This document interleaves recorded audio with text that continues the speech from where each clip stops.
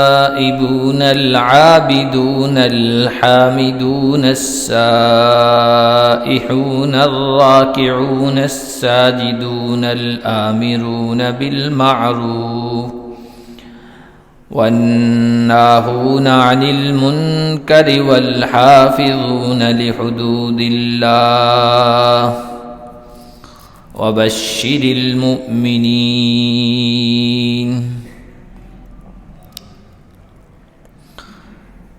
آج کے درس کا آغاز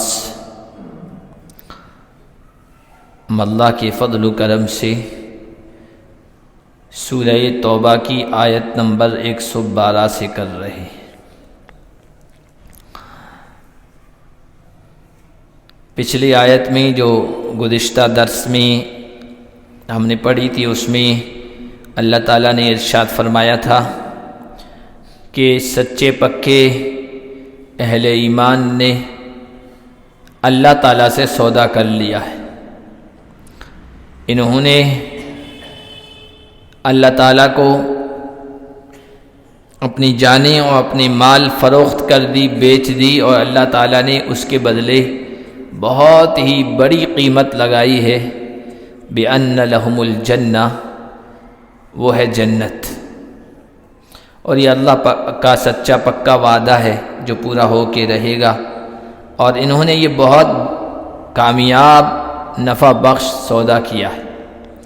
یہ سودا کرنے والے اللہ سے کون ہیں، ان کی کیا صفات ہیں، ان کی کیا خوبیاں ہیں؟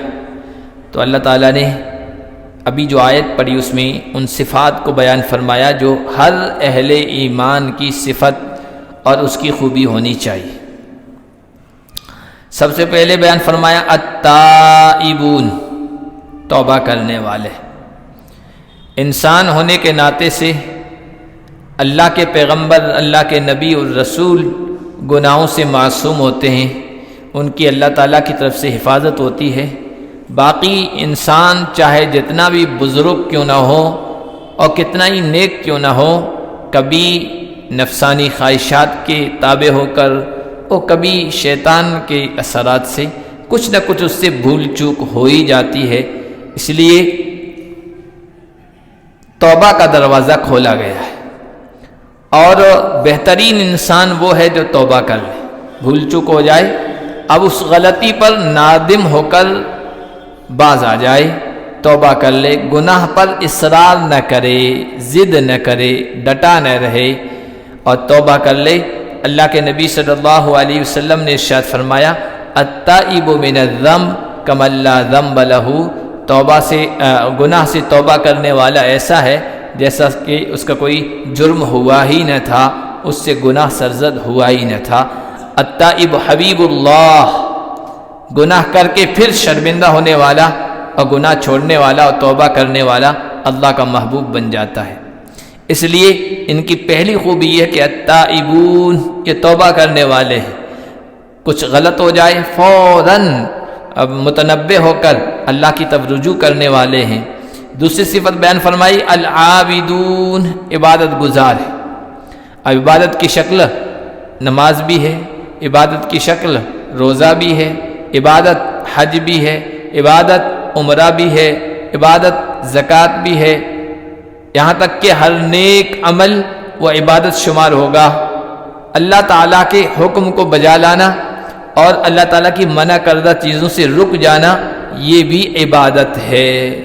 اللہ کی فرما برداری کے لیے اٹھا جانے والا جو بھی قدم ہے اور اللہ کی نافرمانی سے پیچھے رک جانے والا جو قدم ہے، وہ سب عبادت میں شمار ہوگا۔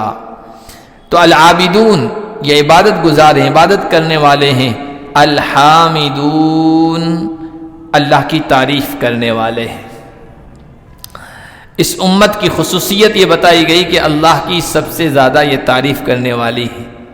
ہماری جو کتاب ہے مذہبی کتاب قرآن، اس کا آغاز الحمد سے شروع ہو رہا ہے، تعریف سے شروع ہو رہا ہے۔ اور یہ کتاب جسے عطا کی گئی نبی و پیغمبر اس کا نام احمد ہے، سب سے زیادہ اللہ کی تعریف کرنے والا۔ کل قیامت کے دن اللہ کے نبی صلی اللہ علیہ وسلم کے ہاتھ میں جھنڈا ہوگا، ہر نبی کے ہاتھ میں جھنڈا ہوگا، اور نبی کے ہاتھ میں جو جھنڈا ہوگا وہ سب جھنڈوں پر ممتاز، فائق، الگ تلگ ہوگا، غالب ہوگا۔ اس جھنڈے کا نام لواء الحمد، تعریف کا جھنڈا ہوگا۔ اور اس امت کو کل قیامت کے دن الحمادون کہا جائے گا۔ حمادون بھی حمد سے ہے، ہا میم دال۔ حمادون کا مطلب بہت زیادہ اللہ کی تعریف کرنے والے۔ اور آپ دیکھیں، ہمیں اگر اسلامی بالکل طرز کے مطابق ہم زندگی گزارے نا، صبح سے لے کر شام تک، اور نبی پاک صلی اللہ علیہ وسلم نے جو ہمیں اپنے عمل سے کر کے بتایا ہے، اور جو وظیفے، جو مسنون دعائیں آپ صلی اللہ علیہ وسلم پڑھا کرتے تھے، جن پر عمل کرتے تھے، امت کو سکھائی ہے نا، اس میں آپ جہاں کہیں بھی دیکھیں گے حمد آئے گا، تعریف آئے گی۔ اب کھانا کھا لیا، کہو الحمدللہ الذی اطعمنا وسقانا۔ آپ رات کو بستر پر آئے تو کہا الحمدللہ الذی آوانا، اللہ کی تعریف جس نے ہمیں پناہ دی، گھر دیا، بستر دیا۔ وکم ممن، کتنے سارے ایسے لوگ ہیں جن کا نہ کوئی ٹھکانہ ہے، نہ گھر ہے، نہ در ہے، نہ ان کے پاس کھانا ہے۔ الحمد سکھایا گیا۔ اور ضرورت سے فارغ ہوئے پیشاب پاخانے کی، الحمدللہ الذی عافانی۔ کسی بیمار کو دیکھا، فوراً زبان پہ آیا الحمدللہ الذی عافانی مما ابتلاک بہ، اس اللہ کی تعریف جس میں تجھے مبتلا کیا مجھے عافیت سے رکھا ہے، میں اس میں مبتلا نہیں ہوں۔ اور اللہ کے نبی صلی اللہ علیہ وسلم کا معمول تھا، اچھی حالت ہوتی تھی، کوئی کہتا تھا کوئی کہتا تھا کیا حال ہیں، کیسے ہیں یا رسول اللہ، کہتے تھے الحمدللہ، اللہ کی تعریف ہے۔ الذی بنعمتہ تتم الصالحات، جس کے فضل و کرم سے تمام نیک کام پورے ہوتے ہیں، اس اللہ کی تعریف ہے۔ اور مزاج اچھا نہیں ہوتا تھا، کچھ طبیعت ایسی ہوتی تھی، مزاج ایسا ہوتا تھا، کوئی آ کے پوچھ لیتا تھا یا رسول اللہ کیسے ہیں، تو کہتے تھے الحمدللہ علی کل حال، میرا مولا جس حال میں رکھے اس پر اللہ کی تعریف ہے۔ دونوں حالتوں میں بھی الحمدللہ کا زبان پر ورد رہتا تھا۔ یہاں تک کہ آپ نے سنا ہوگا کہ اگر آپ بیمار ہیں، اگر آپ کو مصیبت پہنچ گئی ہے اور اس موقع پر الحمدللہ کہہ دینا، اللہ بہت خوش ہوتا ہے۔ بندہ کو مصیبت پہنچ گئی میری طرف سے، اور کہتا الحمدللہ، میرا مولا جس حال میں رکھے اس کی تعریف ہے۔ بہت مشہور حدیث ہے، آپ نے وہ سنی ہوگی بار بار، کہ جب کسی بندے کا چھوٹا بچہ اس دنیا سے اٹھا لیا جاتا ہے، اس کی موت وفات ہو جاتی ہے، اور وہ بندہ، فرشتے اس کی روح لے کے جاتے ہیں اللہ کے بارگاہ میں۔ اللہ پوچھتے ہیں کہ تم نے میرے بندے کے دل کے ٹکڑے کو لے لیا؟ فرشتے کہتے ہیں پروردگار ہاں تیرا حکم تھا۔ تم نے میرے بندے کی آنکھوں کی ٹھنڈک کو لے لیا، اس کے پھل کو لے لیا؟ میرے بندے نے کیا کہا اس موقع پر؟ تو کہا کہ اس نے آپ کی تعریف کی کہ میرے مولا کا فیصلہ ہے، میں اس پر بھی میرے مولا کی تعریف کرتا ہوں۔ الحمدللہ اس نے کہا، مولا جس حال میں رکھے میں اس پر راضی ہوں۔ تو اللہ اتنے خوش ہوتے ہیں، فرشتوں سے کہتے ہیں کہ اس کی مغفرت کر دو، بخشش کر دو، اور جنت میں اس کے لیے فوراً محل تیار کرو، اور اس کے آگے لکھو بیت الحمد، تعریف کا گھر، حمد کا گھر۔ تو اس امت کو یہی سکھایا گیا، ہر حال میں حمد کہیں، اسی لیے حمادون کہا گیا۔ اور حدیث میں آیا کل قیامت کے دن سب سے پہلے جنت کی طرف جن کو بلایا جائے گا، اول من یدعا الی الجنہ الحمادون، وہ ہوں گے جو اللہ کی سب سے زیادہ تعریف کرنے والے ہوں گے۔ اور حدیث میں آیا الذین یحمدون اللہ فی السراء والضراء، وہ لوگ سب سے پہلے جنت کی طرف بلائے جائیں گے جو اللہ کی تعریف کرتے ہوں گے، سرا میں ضرا میں، خوشحالی میں تنگحالی میں، صحت و تندرستی میں بیماری میں، اچھی حالت میں بری حالت میں، ہر حال میں الحمدللہ کہتے ہوں گے۔ ایسے لوگوں کو سب سے پہلے جنت کی طرف بلایا جائے گا، اللہ ہم سب کو ایسا بنا دے۔ تو فرمایا الحامدون، وہ حمد کرنے والے ہوں گے اللہ کی۔ السائحون، السائحون، سائحون کے معنی سیاحت کرنے والے، سیاحت کہتے ہیں گھومنے والوں، اللہ کی راہ میں نکلنے والے، اللہ کی راہ میں نکلنے والے، اللہ کی دین کی خاطر سفر کرنے والے۔ تو وہ مراد ہیں کہ اللہ کی خاطر سفر کرنے والے ہیں، گھر بار چھوڑنے والے ہیں یہ لوگ۔ اور السائحون کا ایک ترجمہ کیا گیا الصائمون، روزہ رکھنے والے، کیونکہ نبی پاک صلی اللہ علیہ وسلم نے ایک حدیث میں فرمایا سیاحت امتی الصیام، میری امت کی تفریح، میری امت کا گھومنا روزہ رکھنا ہے۔ اب دونوں میں مطابقت، سملرٹی، مشابہت یہ ہے کہ سفر میں جب آدمی نکلتا ہے نا تو اس کو اپنے کھانے کی، پینے کی اور دوسری ضرورات کی اتنی فکر نہیں ہوتی ہے، وہ ان چیزوں سے بے نیاز ہو جاتا ہے، جیسا ملا کھا لیا، نہیں ملا تو بھی صبر کر لیا، برداشت کر لیا۔ سفر میں یہی ہوتا ہے، کتنا بھی آرام دہ سفر کیوں نہ ہو آپ کو تکلیف تو ہوتی ہے، اور کھانے پینے اور دوسری ضروریات سے آپ تھوڑے بے نیاز ہو جاتے ہیں، اس کی زیادہ فکر نہیں کرتے ہیں۔ روزے میں بھی یہی ہوتا ہے، روزے میں بھی انسان کھانا پینا اور دوسری خواہشات چھوڑ دیتا ہے۔ تو یہ روزے رکھنے والے یہ خصوصی صفت بیان فرمائی۔ آج بھی جمعہ کی گفتگو کے دوران آیا تھا، یہی بات آئی تھی، اللہ کے نبی صلی اللہ علیہ وسلم کثرت سے روزے رکھا کرتے تھے اور امت کو بھی تعلیم دی۔ پیر اور جمعرات کو اللہ کے نبی روزہ رکھا کرتے تھے، ہر مہینے میں 3 دن جنہیں ایام 20 کہتے ہیں اللہ کے نبی روزہ رکھا کرتے تھے، عاشورہ کا روزہ رکھا کرتے تھے، عرفہ کا روزہ رکھا کرتے تھے۔ یہ الصائحون، یہ لوگ جو ہیں ایمان والے جنہوں نے اللہ سے سودا کر رکھا ہے، یہ روزے رکھنے والے ہیں۔ الراکعون الساجدون، رکوع کرنے والے ہیں، سجدہ کرنے والے۔ رکوع اور سجدہ کرنا، صرف رکوع سجدہ مراد نہیں ہے، بلکہ اس سے مراد ہے نماز پڑھنے والے ہیں، اس لیے کہ رکوع اور سجدہ یہ نماز کے خاص رکن ہیں۔ نماز کا مطلب ہے اللہ تعالیٰ کے سامنے انتہائی عاجز بن کر کھڑا ہو جانا، اور عاجزی 2 ہی شکلوں میں ہوتی ہے، سب سے زیادہ عاجزی 2 ہی شکلوں میں ہوتی ہے۔ ایک، جب انسان اپنا سر جھکا دے تو رکوع میں جھک جاتا ہے۔ دوسرے، انسان اپنی ناک اور اپنی پیشانی جو سب سے زیادہ جسم میں معزز چیز ہے، عزت والی چیز ہے، وہ دھرتی پہ جھکا دیتا ہے، رکھ دیتا ہے، یہ انتہائی عاجزی ہے، اور یہ بندہ سجدے کی شکل میں اللہ کے سامنے ظاہر کرتا ہے۔ تو یہاں مراد ہے نماز پڑھنے والے ہیں، اس لیے کہ 2 اہم رکن رکوع اور سجود سجدہ یہ نماز کے اہم رکن ہیں، الگ سے زیادہ رکوع سجدہ کرنا مراد نہیں ہے، نمازیں خوب پڑھنے والے ہیں۔ الآمرون بالمعروف، اور ایک خوبی بیان فرمائی، بھلائیوں کا حکم دینے والے ہیں، بھلائیوں کا حکم دینے والے ہیں، صرف خود بھلائی پر چلتے ہیں، اس پر اکتفا نہیں کرتے ہیں، بلکہ بھلائیوں کا ماحول بنانے کی کوشش کرتے ہیں۔ بھلائیوں کا ماحول نہیں بنائیں گے تو ایک وقت ایسا آئے گا آپ بھی بھلائی، نیکی، نماز، روزے، حج سے ماحول نہ ہونے کی وجہ سے محروم ہو جائیں گے۔ اس لیے ایمان والے وہ ہیں جو بھلائیوں کا ماحول بناتے ہیں، خود بھی نیکی پر چلتے ہیں، دوسروں کو بھی نیکی کی طرف لاتے ہیں۔ وَالنَّاهُونَ عَنِ الْمُنْكَرِ، اور برائیوں سے روکنے والے ہیں۔ روک ٹوک سماج اور معاشرے میں یہ ضروری۔ پہلے زمانے میں ہر چھوٹا جو ہے نا بڑے کی نگرانی میں رہتا تھا، بڑا چاہے اس کا والد ہو، چاہے دادا ہو، چاہے سماج اور معاشرے میں کوئی بڑا ہو نا، بڑا روکتا ٹوکتا ضروری تھا۔ آج روکنے ٹوکنے کا مزاج نہیں ہے، اس لیے فساد، بگاڑ، کرپشن، برائیاں معاشرے اور سماج میں بڑھتی چلی جا رہی ہے۔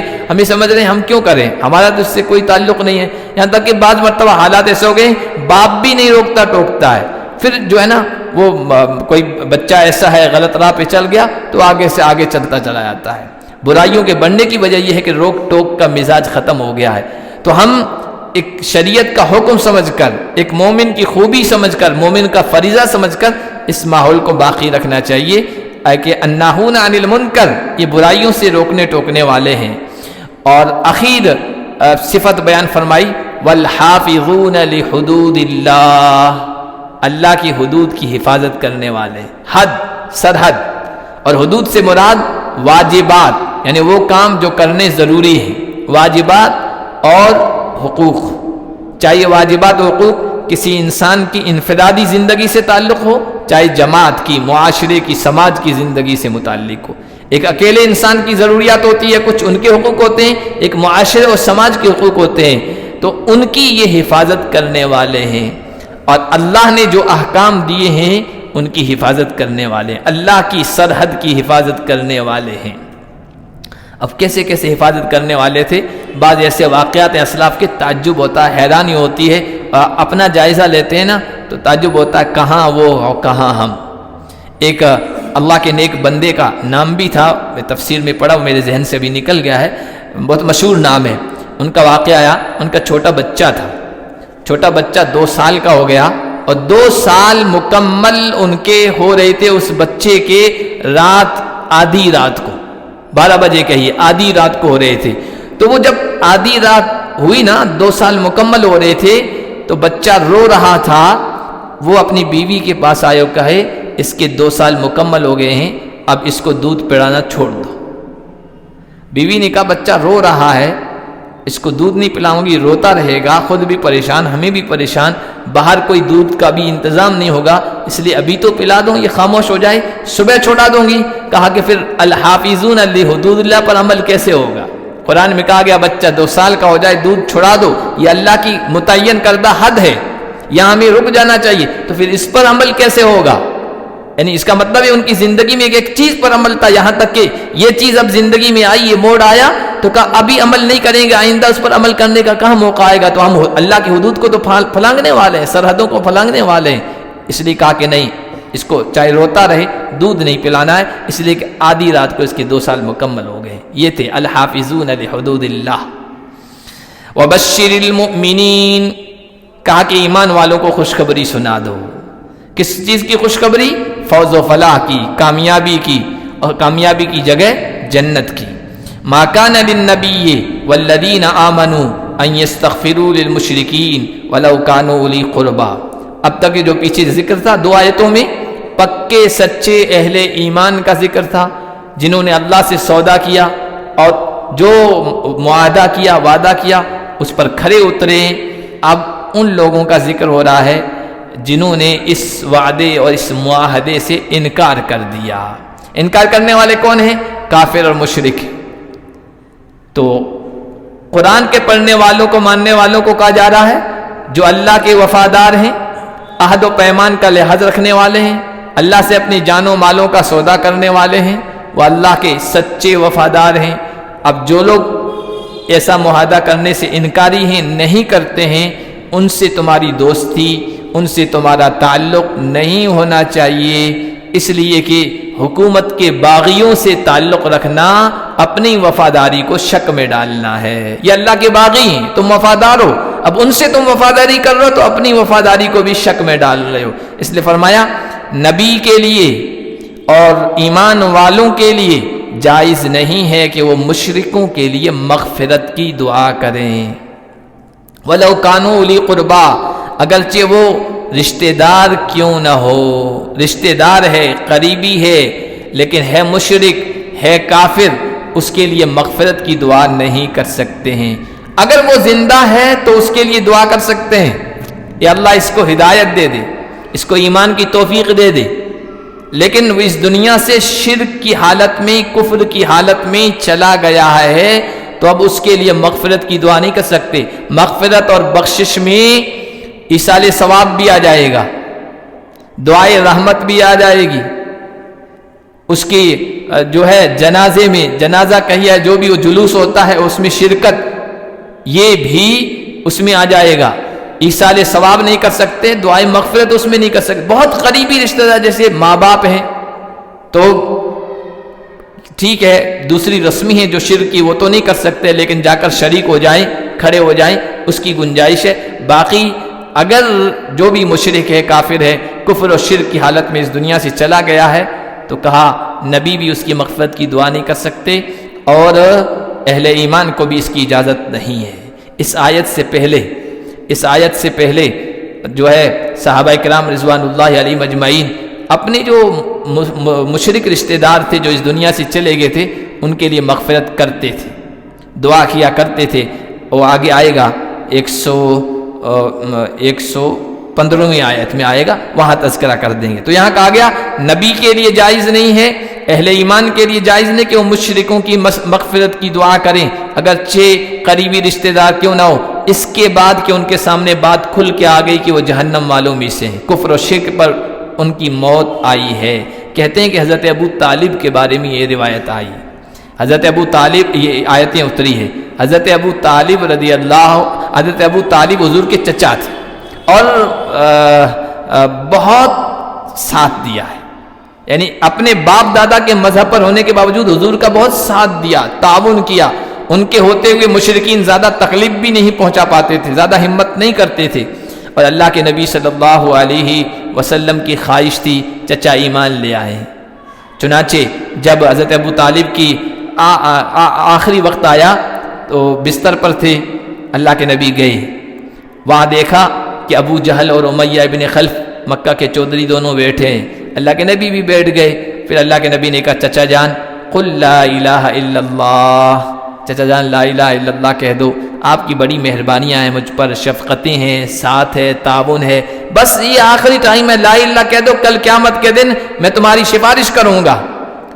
تو اللہ کے نبی صلی اللہ علیہ وسلم کے کہنے پر تھوڑے مائل ہو گئے تھے، متوجہ ہو گئے تھے ابو طالب، اور قریب تھا کہ وہ کہہ دیں. لیکن ابو جہل، ابو لہب، ابو امیہ ابن خلف پاس میں بیٹھے تھے. کہنے لگے ابو طالب تم بڑے سرداروں میں سے ہو، بڑے لوگوں میں سے ہو، اور ابھی جاتے جاتے اپنے بھتیجے کا نیا مذہب اختیار کر لو گے تو لوگ کیا کہیں گے؟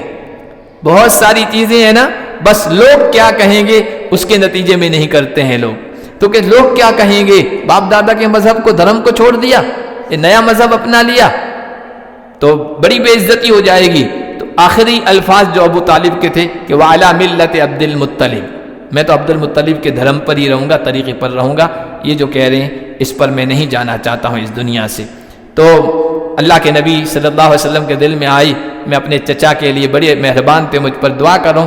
یہ آیتیں اتری، آپ اللہ کے وفادار ہیں، یہ شرک کی حالت میں چلے گئے ہیں، غدار ہیں، غداروں سے تعلق، غداروں سے دوستی، یہ اپنی وفاداری کو مشکوک بنانا ہے.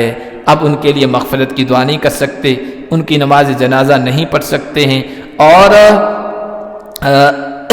ان کے لیے ایصال ثواب بھی نہیں کر سکتے ہیں. اس لیے بعض علماء نے لکھا یہ کوئی بڑا آدمی مر جاتا ہے تو رپ لکھتے ہیں، رپ لکھتے ہیں کہ رپ کا مطلب ہوتا ہے ریسٹ ان پیلیس، پیس، اللہ کی رحمت میں آپ جاؤ اور اس میں جا کر ٹھہرو ہیں. تو ایک طرح کی دعا ہے اس کے لیے، کسی بھی طرح کی جو ہے نا رحمت و مغفرت کی دعا اس کے لیے درست نہیں ہے.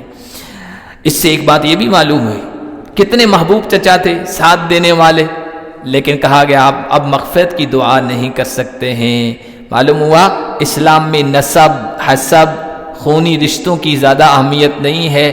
رشتہ یہاں جو ہے وہ ایمان کا ہے، اسلام کا رشتہ، یہ سب سے مقرب رشتہ ہے، سب سے اہم رشتہ ہے. اور پھر کسی بڑی شخصیت سے رشتہ یہ آپ کو اللہ کے عذاب سے نہیں چھڑا سکتا ہے، اللہ کی پکڑ سے نہیں چھڑا سکتا ہے. خود کے جو اعمال ہوں گے وہی کام آئیں گے. ہاں ایمان ہے، ایمان کی دولت ہے، اور کسی بڑی شخصیت سے خاندانی تعلق بھی ہے تو اللہ تعالیٰ کی رحمت متوجہ ہو جائے، الگ بات ہے. ایمان نہیں ہے اور اعمال بھی نہیں ہے اور گناہوں پر گناہ کرتے جا رہے ہیں اور کسی بڑی شخصیت کا حوالہ کہ ہم اس کی وجہ سے بچ جائیں گے، نہیں. حضور صلی اللہ علیہ وسلم نے اپنی پھوپھی کو مخاطب کر کے، اپنی صاحبزادی خاتون جنت حضرت فاطمہ کو مخاطب کر کے، اور بھی خاندان کے لوگوں کا اپنی صفیہ کو مخاطب کر کے ایک ایک کو آواز دے کر کہا تھا اپنا عمل کرو، اپنا عمل کرو، کل قیامت کے دن میں تمہارے کچھ کام نہیں آ سکوں گا، اپنے لیے تیاری کرو. تو بہرحال یہ حکم دے دیا گیا. وما کان استغفار ابراہیم لابیہ، کسی کے ذہن میں آ سکتا ہے کہ قرآن میں الفاظ آئے ہیں حضرت ابراہیم کے. حضرت ابراہیم تو جد الانبیاء مجدد الانبیاء ہیں، انبیاء کے جد امجد ہیں، ان کی نسل میں ہزارہ انبیاء آئے ہیں، بڑے جلیل القدر اللہ کے محبوب پیغمبر تھے، بڑی قربانیاں تھی.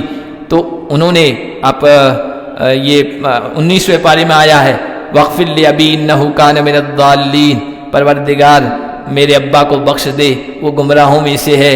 اور ایک جگہ اور آیا کہ جب باپ نے زیادہ ستایا تو گھر کو خیر آباد کہہ رہے تھے، جا رہے تھے اور اپنے ابا سے کہہ رہے تھے ابا جان سأستغفر لک ربی، میں اپنے پروردگار سے تیرے لیے مغفرت کی دعا کرتا رہوں گا.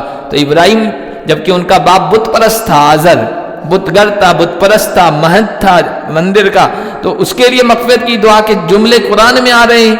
اور یہاں کہا جا رہا ہے ایمان والے، سب ایمان والے تو ابراہیم سے تعلق رکھتے ہیں، تو اس کا جواب دیا جا رہا ہے ابراہیم کا استغفار کرنا اپنے انبا کے لیے نہیں تھا مگر ایک وعدہ جو ان سے وعدہ کر رکھا تھا. یعنی ابراہیم کے والد کفر و شرک کی حالت میں اس دنیا سے نہیں گئے، اس سے پہلے کی بات تھی۔ فلما تبین لہ، جب ابراہیم کے سامنے یہ بات آ گئی میرا ابا کفر پر اور شرک پر ہی گیا ہے، انہ عدو للہ، ان کے سامنے یہ بات آ گئی وہ اللہ کا دشمن ہے، تبرأ منہ، انہوں نے پھر اس سے برات کا اظہار کر دیا تھا۔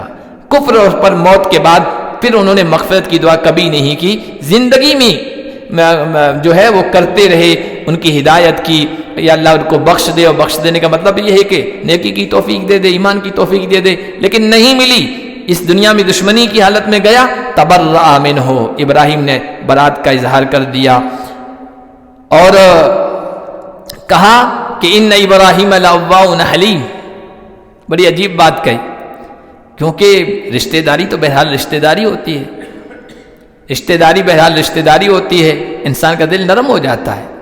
کتنے ایسے لوگ ہیں آج بھی ہیں، خود مسلمان ہو گئے ہیں، ماں باپ غیر مسلم ہیں، لیکن ان کی خدمت کرتے ہیں، خون کا رشتہ ہوتا ہے، بہرحال رشتہ ہوتا ہے، دل نرم پڑ جاتا ہے۔ تو کہا گیا کہ دیکھو ابراہیم سے زیادہ تم نرم دل نہیں ہو، ان ابراہیم لأواہ حلیم، ابراہیم بہت نرم دل تھے، بردبار تھے، بہت برداشت کرنے والے تھے، پھر بھی جب ان کے سامنے یہ بات واضح ہو گئی کہ میرے ابا شرک پر اس دنیا سے گئے ہیں، انہوں نے اس نرمی کو ایک طرف کر دیا اور کہا کہ اب میں اس کے لیے مغفرت کی دعا نہیں کر سکتا ہوں، اس لیے تم نہ کرو۔ چنانچہ صحابہ کرام کے سامنے یہ آیتیں اترنے کے بعد، میں نے کہا پہلے وہ دعائیں کیا کرتے تھے اپنے مشرک رشتہ داروں کے لیے جو اس دنیا سے چلے گئے ہیں، لیکن آیتیں اتری ایک دم چھوڑ دیا، بیزاری کا، لا تعلقی کا اظہار کر دیا، کسی کے لیے دعا نہیں کرتے تھے۔ حضرت ابو ہریرہ نے ایک موقع پر اپنے سامنے بیٹھنے والوں سے کہا کیا تم میری والدہ اور میرے لیے رحمت کی دعا، باران رحمت کی دعا نہیں کرو گے؟ تو لوگوں نے کہا ضرور کریں گے، اور آپ کے والد کے لیے، کیونکہ والدہ خود کے لیے کہا نا، تو لوگوں نے کہا آپ کے والد کے لیے بھی؟ کہا کہ نہیں، میرے والد کے لیے نہیں، میرے والد تو کفر و شرک کی حالت میں اس دنیا سے گئے ہیں، میری والدہ ایمان کی حالت میں گئی اور میں بھی ایمان کی حالت میں ہوں، تو میرے لیے دعا کرو۔ اس کا یہ مطلب نہیں کہ ہمارے جو غیر مسلم رشتہ دار، ہم تو چونکہ نسلاً در نسلاً مسلمان ہیں، کوئی نیا مسلم ہوتا ہے پھر اس کی رشتہ داری آدھی ادھر آدھی ادھر ہوتی ہے، اس کا یہ مطلب نہیں کہ کسی بھی غیر مسلم کے ساتھ ہم کوئی اچھا تعلق، رحم دلی کا، تعاون کا، ہمدردی کا، شفقت کا نہیں رکھ سکتے ہیں، ایسا نہیں ہے۔ ہم غیر مسلم کے ساتھ ایسا تعلق جس کی وجہ سے ہمارے ایمان میں خلل پڑ جائے وہ تو نہیں رکھ سکتے ہیں، باقی ہمدردی کا، دوستی کا، اب وہ سب کچھ کریں ان کے ساتھ معاملہ۔ اگر وہ بیمار پڑ جائے تو اپنے ایمان والے بھائی رشتہ دار کا ہم خیال رکھتے ہیں، کافر اس بیمار کا بھی خیال رکھیں۔ اگر اس کو پیسوں کی ضرورت ہے، دوائی کی ضرورت ہے، اس کے لیے آپ اس کی ضرورت کو پورا کر سکتے ہیں۔ کوئی یتیم بچہ کافر ہے، اس کے سر پر ہاتھ پھیر سکتے ہیں، اس کی ضرورتوں کا خیال رکھ سکتے ہیں۔ اسی طرح اگر کوئی مصیبت زدہ ہے، اس میں مسلمان غیر مسلم نہیں دیکھنا چاہیے، جس طرح آپ مسلمان کی مدد کرتے ہیں غیر مسلم کی بھی مدد کریں، لیکن ایسی دوستی، ایسا تعلق جہاں آپ کے ایمان میں خلل پڑ جائے، عقیدے میں خلل پڑ جائے اور آپ کے اہل ایمان کے راز ادھر چلے جائیں، ایسی دوستی سے قرآن منع کرتا ہے۔ ورنہ عام حالات میں کوئی قرآن کی کہیں بھی آیت آپ ثابت نہیں کر سکیں گے کہ قرآن یہ کہتا ہو غیر مسلموں سے کوئی تعلق نہ رکھو، کچھ دوستی نہ رکھو۔ 28ویں پارے میں صاف طور پر آیا لا ينهاكم الله عن الذين لم يقاتلوكم في الدين، اللہ تمہیں ان لوگوں سے منع نہیں کرتا ہے جنہوں نے تم سے لڑائی نہیں کی، تمہیں اپنے گھروں سے نہیں نکالا کہ تم ان کے ساتھ اچھا سلوک کرو، ان کا خیال رکھو، اللہ منع نہیں کرتا ہے۔ ان اللہ یحب المقسطین، اللہ انصاف کرنے والوں کو، اللہ اچھا خیال رکھنے والوں کو بہت پسند کرتا ہے۔ انما ینہاکم اللہ، اللہ تمہیں ان لوگوں سے تعلق و دوستی رکھنے سے منع کرتا ہے جو تم سے لڑے ہیں، جنہوں نے تم کو گھر بار چھوڑنے پر مجبور کیا ہے، تم پر ظلم کیا ہے، پھر اللہ کہتا ہے ایسے لوگوں سے کوئی تعلق و دوستی نہ رکھو۔ تو یہاں فرمایا ان کے صحابہ کے دل میں یہ بات آئی، ہم نے اپنے پہلے مشرکوں کے لیے دعا کی ہے، پکڑ تو نہیں ہوگی؟ اللہ نے فرمایا وما کان اللہ لیضل قوما بعد اذ ہداہم، اللہ تعالیٰ کسی قوم کو ہدایت دینے کے بعد گمراہ نہیں کرتا ہے، حتی یبین لہم ما یتقون، یہاں تک کہ ان کے سامنے کھول کے بیان کر دے ان چیزوں کو جن سے وہ بچیں۔ اب سے پہلے کوئی حکم نہیں تھا اپنے مشرک رشتہ داروں کے لیے دعائے مغفرت نہ کرنے کا، اب حکم آ گیا ہے، جو پہلے ہو گیا اللہ اس پر پکڑ نہیں کرے گا، بے شک اللہ ہر چیز کو جاننے والا ہے۔ ان اللہ لہ ملک السماوات، بے شک اللہ ہی کے لیے ہے آسمانوں و زمینوں کی بادشاہت، یحیی و یمیت، جسے چاہتا ہے وہ زندہ رکھتا ہے، جسے چاہتا ہے موت دیتا ہے۔ اور یہ موت اور حیات یعنی زندگی و موت دونوں طرح کی، ایک ظاہری ایک روحانی، ظاہری یعنی جسم اور روح یہ والی، یہ ظاہری ہے، یہ بھی اللہ کے ہاتھ میں ہے، اور روحانی زندگی اور موت، روحانی زندگی ایمان کی زندگی روحانی زندگی ہے، اور کفر یہ روحانی موت ہے، ہدایت یہ روحانی زندگی ہے، اور ضلالت و گمراہی یہ روحانی موت ہے۔ اس لیے اللہ نے کافروں کو بھی مردہ کہا ہے کیونکہ وہ روحانی موت مر چکے ہیں۔ دونوں اللہ کے ہاتھ میں ہیں۔ وَمَا لَكُم مِّن دُونِ اللَّهِ مِن وَلِيٍّ وَلَا نَصِيرٍ، اور تمہارے لیے اللہ کے علاوہ کوئی بھی دوست اور کوئی بھی مددگار نہیں ہوگا، اسی لیے اسی سے لو لگاؤ، اسی سے تعلق رکھو، اس نے جن سے تعلق رکھنے کو کہا ہے ان سے رکھو، اور جن سے دور رہنے کو کہا ہے چاہے کوئی بھی ہو، خونی رشتہ کیوں نہ ہو، ان سے دور رہو۔ کام آنے والی ذات اللہ کی ہے اور کوئی مخلوق نہیں ہے۔ اللہ پاک ہم سب کو توفیق عطا فرمائے۔ سبحان اللہ، اشہد ان لا الہ الا اللہ۔